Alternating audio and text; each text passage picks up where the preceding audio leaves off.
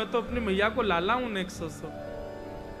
ये दृश्य देख करके देवता भी आश्चर्यचकित हो रहे हैं। ये परब्रह्म है, ये परमात्मा है, जो परमात्मा परब्रह्म ज्ञान उपदेश करते हुए निरासक्त होने की बातें करते हैं। गीता में अर्जुन को समझाते हैं कि अर्जुन मोह मत करो, अर्जुन आसक्त मत हो, अर्जुन किसी वस्तु के प्रति ऐसा भाव मत रखो। ये संसार नश्वर है, नश्वरता का पाठ पढ़ाने वाला परब्रह्म ये कैसे, ये ब्रजवासियों को देखते इतने आसक्त क्यों हो जाते हैं? ये आसक्ति नहीं है बंधुओं, ये प्रेम है, ये मोह नहीं है, ये प्रेम है। यदि ये मोह होता, यदि आसक्ति होती, ठाकुर जी 110 वर्ष की आयु के हैं, यशोदा मैया 200 वर्ष की आयु की हैं। कोई बालक इतनी अवस्था में अपनी मैया का पयोधर कैसे पी सकता है? ये तो प्रेम है। बालक जरा सा कुछ बन जाए, अपने आप अपनी उस स्थिति में रहता है, मैं तो ये हूं, मैं तो डॉक्टर बन गया हूं, मैं तो चार्टर्ड अकाउंटेंट बन गया हूं, मैं तो ये बन चुका हूं। लेकिन यहां द्वारिकाधीश जैसी मैया यशोदा को देखते हैं, तुरंत कहते हैं मैं द्वारिकाधीश ना हूं, मैं तो कन्हैया हूं, मैं तो अपनी मैया को लाला हूं। अपनी प्रभुता भूल जाते हैं तुरंत। ये आसक्ति नहीं हो सकती, ये मोह नहीं हो सकता, ये प्रेम है।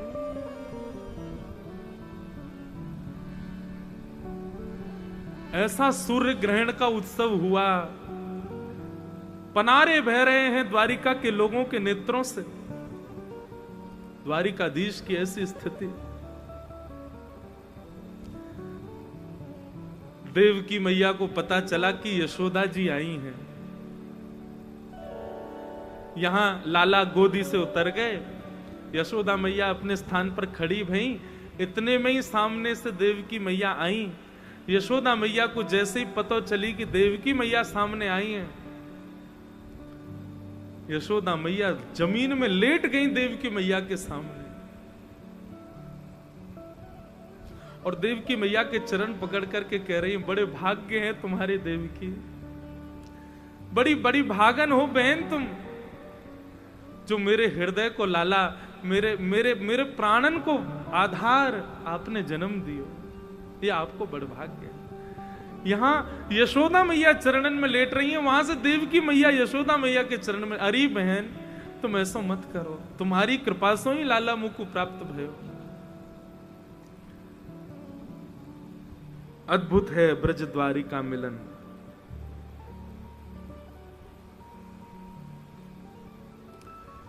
ठाकुर जी थोड़ी देर में सहम गए, ठीक हो गए। यहां सब अनुष्ठान करने आए थे, पर अनुष्ठान तो कुछ हुआ ही नहीं। ब्रज और द्वारिका के लोग आपस में मिल रहे हैं बस। ठाकुर जी ने जैसे अवकाश देखा, नजर घुमा के देखा, कहीं किशोरी जी नहीं दिख रहे हैं। अकेले ठाकुर जी सुंदर चुनरी ओढ़ करके, किसी को पता ना चले, निकल गए भवन से और ब्रजवासियों के शिविर में पहुंच गए।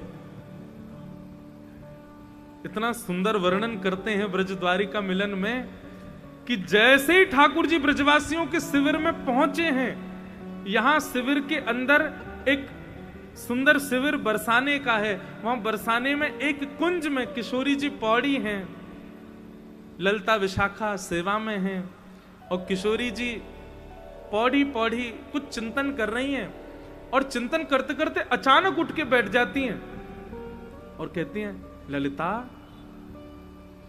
मुझे ऐसा क्यों लग रहा है कि श्री कृष्ण आसपास हैं। विशाखा जी बोले हैं तो वो कुरुक्षेत्र में ही, पर हमने सुना है बड़े बड़े वेदज्ञ उनकी अर्चना कर रहे हैं, तुलसी से, कमल से, आदि आदि व्यंजनों से ठाकुर जी की उपासना चल रही है। आज तो अर्चना चल रही है लाला की। नहीं नहीं, मुझे ऐसा लग रहा है वो आसपास ही हैं। ललिता विशाखा बोली, कैसे श्री जी?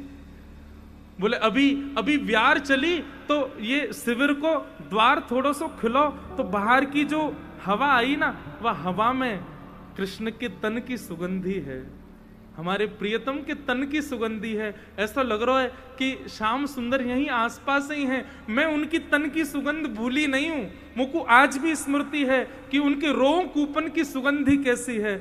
और अभी जो ब्यार चली है ना, वह ब्यार में वही सुगंधी आ रही है जो श्याम सुंदर के तन में से आवे। मुझको ऐसा लग रहा है कि श्याम सुंदर आए हैं। और किशोरी जी का ऐसा कहना हुआ, ललिता विशाखा उठ करके बाहर देखने जाने ही वाली थी, तभी कपाट खोल करके श्याम सुंदर द्वारिकाधीश सामने खड़े हो गए। ललिता विशाखा आदि सब सहचरियां हानाथ कहकर के चरणों में दंडवत प्रणाम कर रही हैं। और श्री जी को जैसे ही पता चलिए श्याम सुंदर सामने आ गए हैं, अपने नेत्र झुका लिए दूसरी ओर करके खड़ी हैं।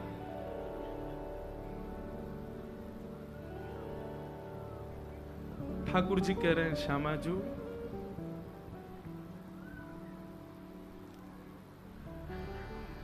वर्षन बाद आयो हूं,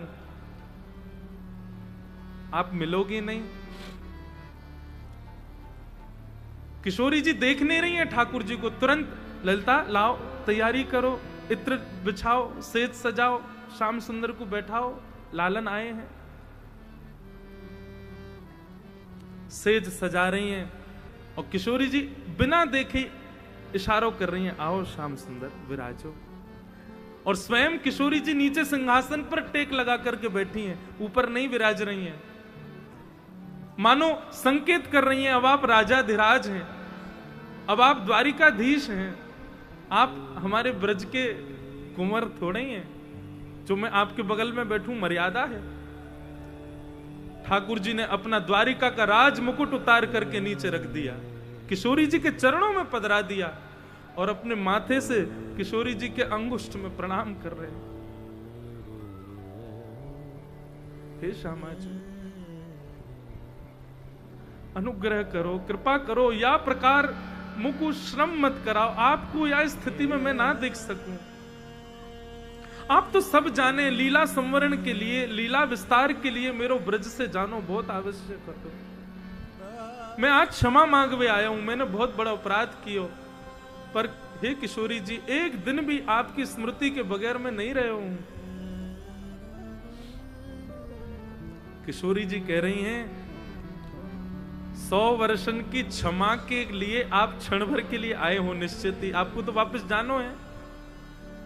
100 वर्ष को श्रम देकर के लालन आप क्षण भर की क्षमा मांगवे आए हो, ऐसा तो है नहीं आप सदा कुंज में रहोगे, आप तो वापस जाओगे। तो 100 वर्षन की क्षमा भी लगभग 100 वर्ष की तो होनी चाहिए ना।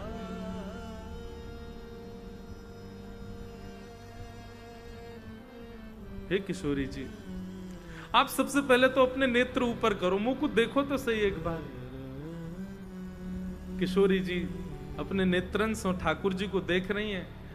देखते ही तुरंत ठाकुर जी को उठा करके सिंहासन पर विराजमान कियो और भीतर दौड़ी दौड़ी गई और वहां से श्रृंगार की सब सामग्री लेकर के आई हैं। ठाकुर जी के केश खोल दिए, केश खोल करके ठाकुर जी के सुंदर बैणी गूथी है और मोतिन सो केशन को संवार रही हैं। तिरछो सो मुकुट, जो ब्रज के लाला को श्रृंगार है, वो ब्रज के लाला को श्रृंगार स्वयं किशोरी जी कर रही हैं आज श्याम सुंदर को। ललिता विशाखा की स्थिति ऐसी है, बार बार मूर्छित हो रही हैं देख करके।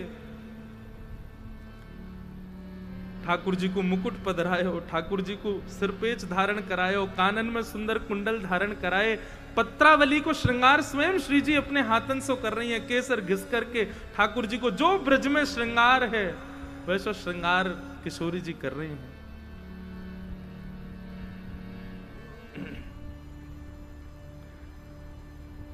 हमारे पूज्य भाई जी पूज्य श्री हनुमान प्रसाद पोद्दार जी, उन्होंने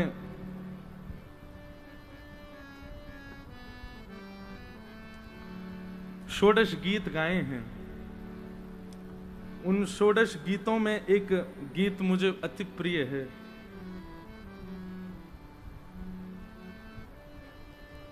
लाला वो षोडश गीत वाली किताब देखियो कहाँ है कोई बालक?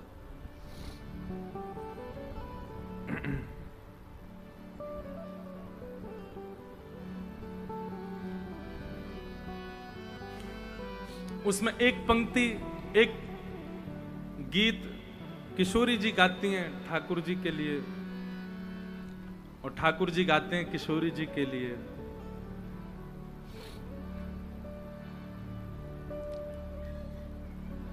किशोरी जी का एक भाव बहुत सुंदर है, भाई जी के द्वारा गाया गया है। अगर नहीं मिले तो यही जानेंगे कि किशोरी जी ठाकुर जी छा रहे हैं, ज्यादा विरह मत कराओ भैया।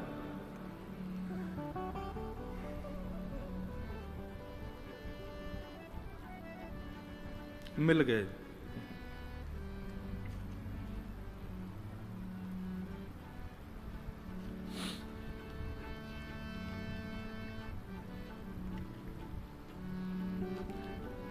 किशोरी जी ठाकुर जी के चरणन, ठाकुर जी को श्रृंगार कियो, और जब ब्रज के लाला बन गए, ब्रज के नंद नंदन बन गए, तब ललता विशाखा आदि सबन को किशोरी जी लेकर के आई हैं और बोली, आज निकुंज में श्याम सुंदर रूपी चंद्र 100 वर्ष बाद उदित भये हैं, प्रणाम करो, वंदन करो, आरती उतारो। और वहां किशोरी जी का ये भाव पूज्य भाई जी ने गाया, बहुत सुंदर है। हो तो दासी नित्य तिहारी, हो तो दासी नित्य तिहारी, हो तो दासी नित्य तिहारी, हो तो दासी नित्य तिहारी। प्राणनाथ जीवन धन मेरे, प्राणनाथ जीवन धन मेरे, प्राणनाथ जीवन धन मेरे, प्राणनाथ जीवन धन मेरे। हो तुम पे मैं बलिहारी,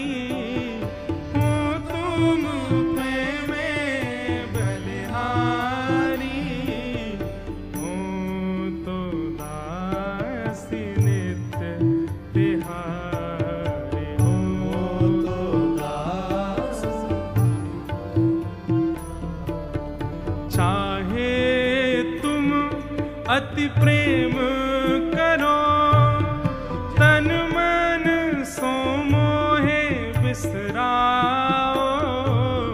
चाहे तुम अति प्रेम करो, तन मन सो मोहे बिसराओ, तन मन सो मोहे अपनाओ। चाहे सो दुख दे मोहे छिटकाओ। मानो ये भाव है कि हे नाथ, या तो आप हमें स्वीकार कर लो, या फिर हमें खूब प्रेम करो, या फिर हमारी ओर कभी देखो भी ना। दोनों स्थिति में हमारा प्रेम वैसा ही रहेगा। आप 100 वर्ष जैसे पहले पूर्व में कुंज में हमारे साथ थे, वैसे आज भी है नाथ। हमारा प्रेम वही है, हमारी स्थिति वही है, वो कभी नहीं बदलेगी। तो दासी नित्य तिहारी, तो दासी नित्य तिहारी। पूर्ण समर्पण और गोपियों का प्रेम क्या होता है, सुनिए, यहाँ शब्द सुनिए। तुमरो सुख ही है मेरो सुख, आन न कछु सुख जानो। तुमरो सुख ही है मेरो सुख, आन न कछु सुख जानो। जो तुम सुखी हो मोरे दुख में, अनुपम सुख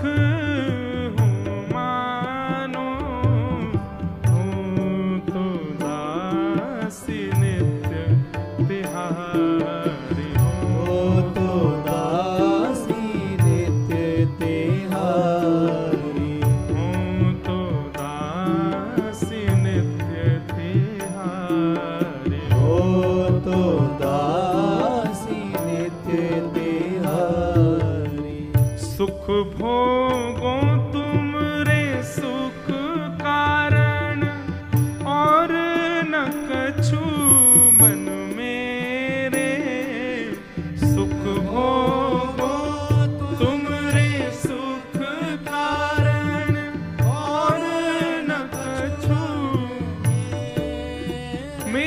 अभिलाषा नहीं है, मेरी कोई इच्छा नहीं है, मैं तो वही कर रही हूं जो जिसमें आप सुखी हो।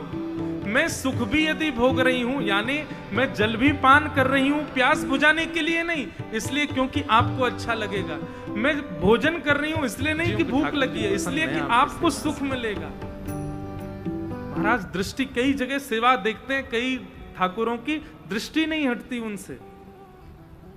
ऐसा करे पता ना कि ये बोल रहे हैं का ठाकुर जी कछु कहना चाह रहे हैं का, इनके नेत्र अभी मटक रहे हैं का, ये कछु अभी बोलेंगे अभी कूद पड़ेंगे नीचे। ऐसे कईयन के ठाकुर जी को देख करके अनुभव होवे, वहां से यही विचार होवे कि या की सेवा में भाव है, यही हमारे ठाकुर जी दिख रहे हैं। और हमारे श्री राधा रसिक बिहारी जी तो बड़े प्यारे हैं। हमारी अभी आपने गौरांगी रसकुंज में दर्शन नहीं किए, वहां के लाल जी तो श्याम सुंदर हैं। यहाँ तो गौर वर्ण की किशोरी जी और गौर वर्ण के लाल जी बड़े प्यारे ठाकुर जी। अभी हमारी पूनम दीदी के ठाकुर जी, उनको देख करके भी ऐसा भाव आवे, नेक्स्ट से लाल जी हैं और श्याम सुंदर। कल तो किशोरी जी ऐसी चुनरी ओढ़ करके बैठी, वहां पे भी इतना सुख मिल रहा है दोनों जगह, तो मतलब कहा बताएं, कुछ इधर भी रहा कुछ उधर भी रहा। श्री बिंदु जी के भाव है, पर वो वहां रघुनाथ जी के भाव से कहते हैं। पर यहाँ तो दोनों ही नंदलाल बैठे हैं, एक तरफ गौर लाल, अच्छा गौरांगी नाम वहां के लाल जी को, लेकिन गौरांगी रस तो बरस रहो इनके ठाकुर जी पे, ये गौरांगी से है। आपके कुंज को नाम गौरांगी, पर लाल जी तो यहाँ के गौरांगी हैं। गौर किशोरी जी को प्रभाव पड़ गया उनके ऊपर। एक लाली आई है यहाँ पे, वाने अपना एक भाव सुनाया मोको। मैं जिस दिन कह रहा था चिंतन किया करो, मानसी में दर्शन किया करो लीला का, उसको इतने सुंदर दर्शन हुए, उसने मुझे सुनाए सुबह आके। बोले महाराज जी ऐसा भाव आया कि ठाकुर जी और किशोरी जी दोनों अमावस्या के दिन मिल रहे हैं। मैंने कि ओहो, ये तो बहुत बहुत खतरनाक समय आ, अमावस्या लाला तो दिख ही नहीं रहे होंगे अमावस्या पे। वो तो यही मारे किशोरी जी पूर्णिमा पे ही मिले, वो कम से कम दिखेंगे तो, नहीं तो खो जाएंगे। लाला तो कहना पड़े ने हंस जा लाला, तो दांत पता चल जाएगी यहां खड़ो है। तो लाली सुना रही कि महाराज जी ठाकुर जी और किशोरी जी दोनों अमावस्या पे मिले यमुना के तट पे। ओहो, मैंने कि किशोरी जी को तो श्रम है को ढूंढवे में ठाकुर जी है। तो बोले किशोरी जी बैठी हैं और मन में विचार कर रही हैं। भाव तो बहुत और भी सुंदर है, पर मुझे जितना समझ आया हो मैं बता रहा हूं। किशोरी जी मन में विचार कर रही हैं, काश आज पूर्णिमा होती, लालन दिख रहे होते, इनको सुंदर स्वरूप निहार करके आज देखती कैसो श्रृंगार है। एक जगह पद है, मुझको पद स्मृति में नहीं है, मैं वह पद को बहुत दिन से ढूंढ रहा हूं, मैंने एक बार पढ़ो मिल ही नहीं रहे हो। वह पद को ऐसा भाव है कि किशोरी जी श्रृंगार करके आवे और ठाकुर जी दूर से किशोरी जी को देखें। अगर किशोरी जी ने नील गहरावदार कछु पहनो है और वाक्य ऊपर अगर गुलाबी चुनरी पहनी है, तो ठाकुर जी को संकेत मिल जाए, ओहो मतलब सरोवर, और वो भी सरोवर जहां में कमल उग रहे हो वहां मिलेंगी आज। ये नील वर्ण के पोशाक और वाक्य ऊपर जो गुलाबी चुनरी है, गुलाबी कमल है गए, और नील पोशाक माने सरोवर। तो नीले सरोवर में जहां कमल उग रहे हो लालन, आज वहां मिलेंगे, वहां रास होएगा। ठाकुर जी समझ जाएं। सोई मधुमंगल से चल दारी क्यों ढूंढो, कहां है सरोवर जहां में कमल खिल रहे हो नील गुलाबी गुलाबी। फिर दूसरा संकेत कहा है, बोले किशोरी जी के मुखमंडल को देखेंगे ठाकुर जी, और जैसी पत्रावली किशोरी जी की होवे, वह पत्रावली को ठाकुर जी बैठ के गिने कितनी बिंदी है। ओहो, इतने सखा आमेंगे, इतनी सहचरी आमेंगी। किशोरी जी का उदना केवल 2 बिंदी रखिया में, तो मानो ठाकुर जी समझ जाए आज कोई नहीं आवेगा, मैं और यही मिलेंगे बस। और जा दिना ना कोई पत्रावली हो, ना कोई ऐसी संकेत करने वाली चुनरी हो, सो ठाकुर जी समझ जाए आज मान करके बैठी हैं, रूठ गई हैं, संकेत ना दे रही, अपने आप ढूंढ के आ जाइयो। बड़ा सुंदर पद है। तो ठाकुर जी अमावस्या पे मिलने आ गए। अब किशोरी जी हो मन में विचार कर रही हैं कैसे ठाकुर जी को देखूं। आहा, काश पूर्णिमा को चंद्रमा प्रकट है गए हो तो। तभी किशोरी जी के मन में भाव आयो, सोई ठाकुर जी लग गए तैयारी करवे में। कहा करूं किशोरी जी के मन को भाव पूर्ण होना चाहिए। सोई ठाकुर जी ने ऐसा आवाहन किया, ऐसी वेणु बजाई कि वो वेणु केवल और केवल जुगनुओं को सुनाई दे रही है। और तभी सुंदर सुंदर जुगनून को झुंड चल करके ठाकुर जी और श्री जी जहां बैठे वहां की ओर आ रहे हैं। और जैसे जुगनू आकर के वहां विराजमान भये तो किशोरी जी एक एक जुगनू को उठा उठा करके ठाकुर जी को श्रृंगार कर रही हैं। कछु पाग में विराजमान किए, कछु कुंडल में विराजमान किए, कछु हारन में विराजमान किए, यहाँ पर बाजूबंद में, यहाँ चुबुक के ऊपर, ऐसे करके सुंदर जुगनून से ठाकुर जी को श्रृंगार कियो। जैसे ही श्याम सुंदर जुगनून के जुगनू के पीछे ऐसे टॉर्च जलती रहे ना, वहां में जैसे ही सौंदे सौंदे ठाकुर जी दिखन लगे, उन ठाकुर जी को प्रकाश किशोरी जी पे पड़न लगो, किशोरी जी को गौर वरण प्रकाश श्री यमुना जी में पड़न लगो, और श्री यमुना जी में एक दिव्य चंद्रमा प्रकट है गए। और वो चंद्रमा प्रकट हेते ही श्यामा श्याम की शोभा को बढ़ाने लगे। अमावस्या पर पूर्णिमा प्रकट है गई और श्यामा श्याम के दर्शन थे। ये सब भाव चिंतन करवे पे आमे, रसिक जनन की वाणी सुन के गावे पर आमे, ऐसे नहीं आ जाए। ये कोई रसिक को भाव नहीं, यही विराजमान एक लाली को भाव है, एक श्रोता को भाव है। ठाकुर जी ऐसे दर्शन दे रहे। तो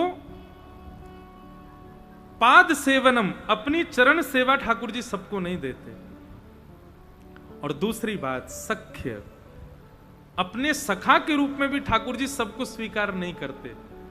सो ही सुहागन प्रिय जाहि रीजन, जिससे ठाकुर जी रीझ जाएं उसको ये दोनों सेवा देते हैं, पाद सेवन, चरण सेवा की, अंग सेवा की और सख्य भाव की। तो भगवान के सखा कौन है? श्री सुदामा जी महाराज। और सुदामा जी में 3 लक्षण विशेष हैं। विरक्त इंद्रियार्थेषु प्रशांतात्मा जितेंद्रिय। सबसे पहला विरक्त इंद्रिय, श्री सुदामा जी अपनी इंद्रियों से विरक्त हैं। और दूसरा लक्षण है प्रशांत आत्मा। इंद्रियों से विरक्त व्यक्ति का मतलब ठाकुर जी के सखा बनना हो तो इंद्रियों से विरक्त हो जाओ। इंद्रियों से विरक्त होने का मतलब इंद्रियां जो इच्छा प्रकट हो उनको तुरंत ना पूरा करने वाला, उसको विरक्त इंद्रिय कहते हैं। कुछ खावे की इच्छा हुई, कछु पहनवे की इच्छा हुई, आपने तुरंत पूरी कर ली तो आप इंद्रिय आसक्त हो जाओगे। इंद्रियों की जो इच्छा है उनको तुरंत पूरा ना करने वाले को विरक्त इंद्रिय कहते हैं, और वो ठाकुर जी का सखा होता है। जीव, अच्छा शास्त्रों में आज्ञा, भागवत जी में आज्ञा है, जितम सर्वम जिते रसे, सारी इंद्रियों को जीत जाओगे यदि आपने अपनी जीव को जीत लिया तो। बस इस जीव को जीत लो कैसे भी। और जीव को जीतवे के लिए क्या करें? इस जीव से खूब भगवत नाम गाओ, खूब भगवत रस गाओ, और भगवत रस भगवत नाम के अलावा ज्यादा से ज्यादा मौन रहो। भगवत चर्चा से अतिरिक्त कोई और चर्चा मत करो। और अगर आपकी बहुत बोलने की अवस्था है, बहुत बोलना ही चाहते हो, तो फिर संतों के बीच में रहो, सत्संगियों के बीच में रहो, क्योंकि वहां संसारी बात करोगे नहीं, वहां बोलोगे तो हरी चर्चा ही बोलोगे। उससे जीव जो है हमारी, ये आसक्त होगी, ये कंट्रोल में आएगी, और ये कंट्रोल होगी तो सारी इंद्रियां अपने आप कंट्रोल हो जाएंगी। जितम सर्वम जिते रसे। तो सबसे पहला लक्षण ठाकुर जी के सखा में क्या होना चाहिए? अपनी इंद्रियों को जीते। दूसरा प्रशांत आत्मा, अत्यंत शांत रहता हो, ज्यादा बहुजल्पिक ना हो। बहुत बोलने वाला व्यक्ति ठाकुर जी को प्रिय नहीं है। और तीसरा जितेंद्रिय, अपनी इंद्रियों को केवल भगवत संबंधी वस्तु देता हो, उसके अतिरिक्त कुछ भी ना देता हो। जिह्वा को भी वही रस देना है जो ठाकुर जी को स्वीकार, ठाकुर जी को पधराया जा चुका है। नेत्रों से भी उसी को देखना है जो भगवत संबंधी है। कानों से भी वही सुनना है जो भगवत वार्ता युक्त है। इसके अतिरिक्त अपनी इंद्रियों को भगवत संबंध ना हो जिस वस्तु का, उसको न प्रदान करना, यह जितेंद्रिय व्यक्ति का लक्षण है। चाहे जो हो जाए, हम उस वस्तु को स्वीकार नहीं करेंगे जिससे ठाकुर जी प्रसन्न नहीं हो रहे, या ठाकुर जी को जो अंगीकार ना कर पाए, ठाकुर जी ने जिसको अंगीकार ना किया हो।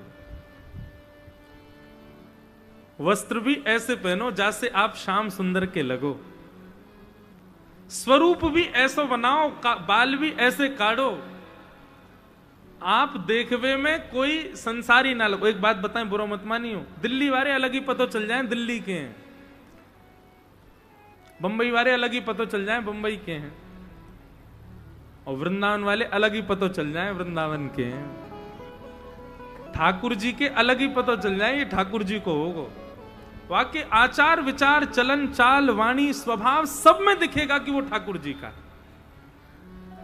अरे कहा बताएं, वो कुछ ना बोले, केवल नेत्रों से इशारा करे ना, उस इशारे से पता चल जाती है ठाकुर जी का है। वाकई हेयर स्टाइल थी पता चल जाए ठाकुर जी को है। कहां बताएं, ब्रज में भी नंदगाम को है कि बरसाने को है कि वृंदावन को है कि गोवर्धन को, ये भी वाकई बोली चाली थी पता चल जाए वहां को होगा।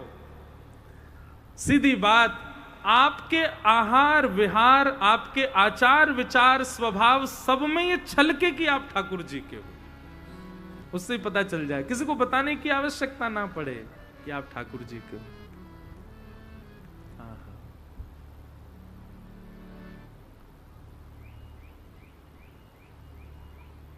हमारी गिरधर सो पहचान, अष्ट सखा गाते हैं, हमारे माई गिरधर सो पहचान, हमारी तो श्री लाल जी सो पहचान है, हमारी अपनी कोई पहचान। अच्छा ये भी देखो कितना सुंदर भाव, सांसारी व्यक्ति और भक्त में अंतर क्या, सांसारी व्यक्ति अपनी पहचान से पहचान बनाता है, और वैष्णव जो होता है वो ठाकुर जी के संबंध से अपनी पहचान बनाता है। आज कोई पूर्णिमा दीदी को नाम ले दे तो तुरंत श्री जी याद आ जाएंगी, तुरंत ठाकुर जी याद आ जाएंगे, तुरंत हमारे श्री गोवर्धन नाथ याद आ जाएंगे।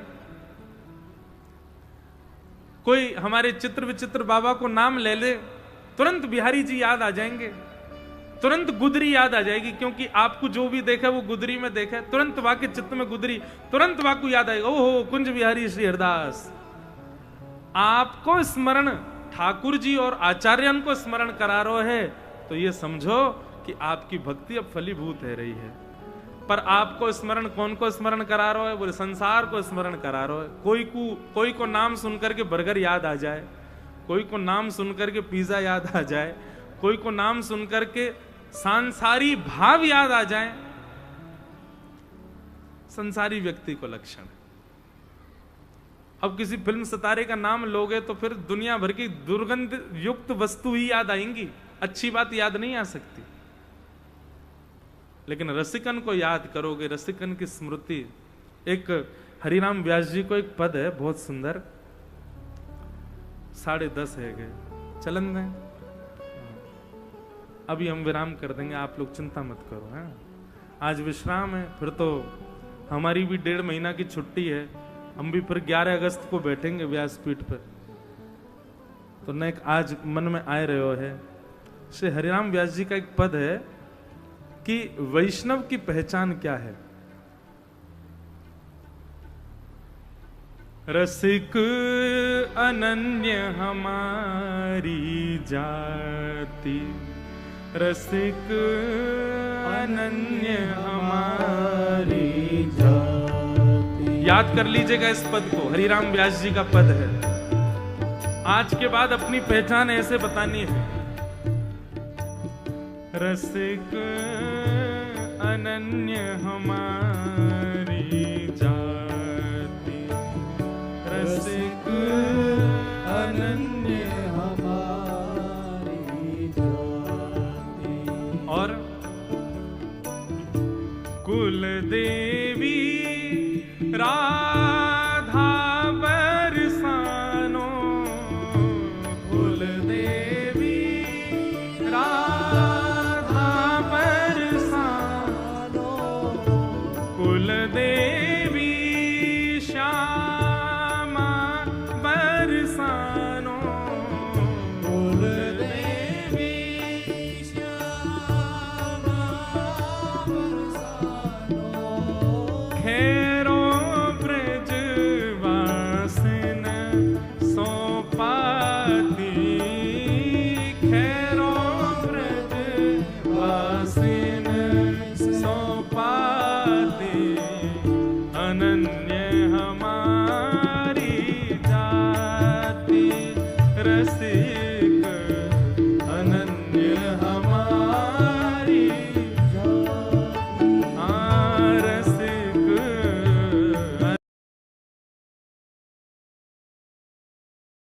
वृत्ति सदा वृंदावन वासी, वृत्ति सदा वृंदावन वासी।